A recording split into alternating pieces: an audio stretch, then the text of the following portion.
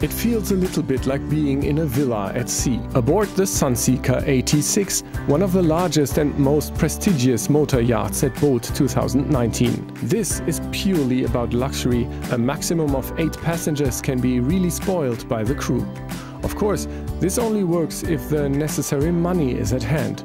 For 7 million euros you can be part of the fun, for the basic equipment of course.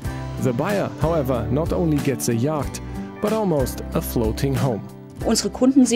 Our customers are of course used to living in beautiful homes, privately, but also with the yacht. It is important to us that the customer, when he boards the yacht, immediately feels comfortable, from the very first step and his gut feeling.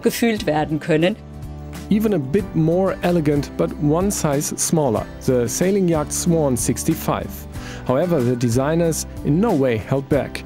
Noble design and small but smart ideas that make life on board as comfortable as possible.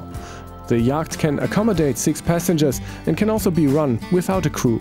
This is important because the Swan 65 is a family yacht, although it can also be used in regattas.